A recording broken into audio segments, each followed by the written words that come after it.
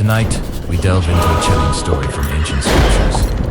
A tale of a king who lost his way and turned to the darkness for answers. This is the story of King Saul, the Witch of Endor.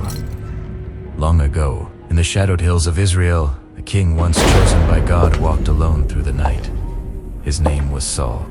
He was a man once filled with courage and divine favor, a towering figure who led his people to victory. But now, he was a shadow of his former self, forgotten and forsaken. The Spirit of the Lord had departed from him, and in his most desperate hour, heaven was silent. The formidable Philistine army gathered for war on the horizon, their numbers like sand on the seashore. A cold fear, a dread he hadn't known in his youth, gripped Saul's heart. He was the king, the protector of Israel, but he felt utterly powerless. He prayed, pleaded, and begged for guidance. He searched for a sign in his dreams, listened for the voice of a prophet, but no dream came, no prophet spoke. God did not answer. His silence was deafening. Cornered by his fear and abandoned by his faith, Saul made a fateful decision. He decided to turn to the very thing he had once sworn to destroy, the forbidden and treacherous world of magic. Disguised beneath a commoner's hooded cloak to hide his royal identity, Saul rode through the misty valley under the cover of darkness. Two trusted servants flanked him, their horses' hooves muffled by the damp earth. The night air was heavy, thick with a palpable sense of dread and uncertainty. Each step took them further from the light and deeper into forbidden territory. Ahead, hidden among the craggy rocks of Endor, a single, flickering light burned like a malevolent eye. It was their destination, the dwelling of the infamous Witch of Endor. Inside the dimly lit cave, shadows writhed and danced along the cold stone walls, animated by the crackling fire at its center. The air was thick with the scent of strange herbs and ancient dust. The witch, a woman hardened by a life lived in the fringes of society, turned, startled to see the tall, hooded figure standing in the entrance. Before she could speak, Saul's voice, strained with desperation, cut through the silence. "I have a request," he demanded, his voice trembling slightly. "Summon for me a spirit from the dead. Summon the spirit of the prophet Saul." The witch hesitated, a flicker of fear in her eyes. The king's law was clear. Practicing necromancy was a crime punishable by death.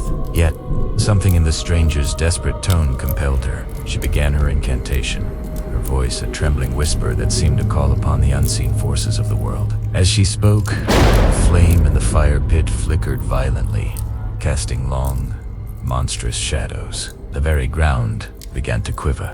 Then, from the deepest darkness, something began to rise. It wasn't a ghastly specter, but a figure wrapped in an ethereal, sorrowful light.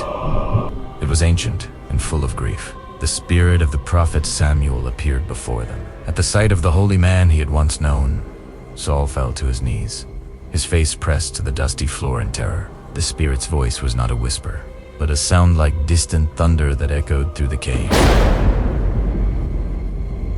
"Why have you disturbed my rest by bringing me up?"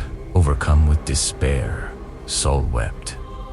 "I am in great distress," he cried. "The Philistines are fighting against me, and God has turned away from me.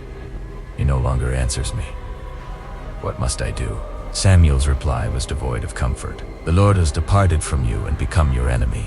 He has torn the kingdom from your hand and given it to your neighbor, to David." Then came the final, soul-crushing words that sealed Saul's fate. "Tomorrow, you and your sons will be with me." The prophecy struck Saul like a physical blow. He collapsed to the ground, his body limp, his strength utterly gone. The witch's lamp flickered, and the cave grew deathly still. Outside, the wind howled a mournful song across the hills of Israel, as if heaven itself had turned its face away, leaving the broken king to his terrible fate. The voices he sought in the dark had only confirmed his deepest fears. There was no escape.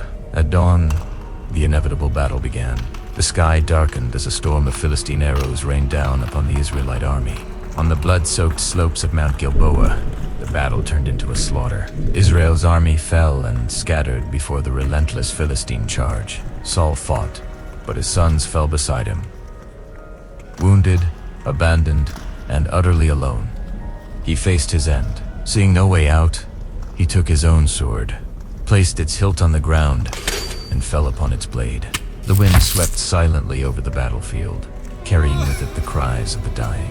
Saul's crown, a symbol of his lost glory, lay broken and forgotten in the dust. The man who once walked with God, the first king of Israel, ended his days, chasing voices in the dark, a tragic testament to a faith that was lost.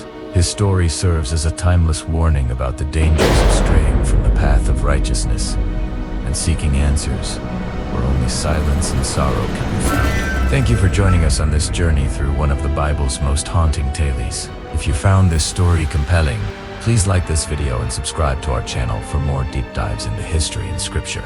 We'll see you next time.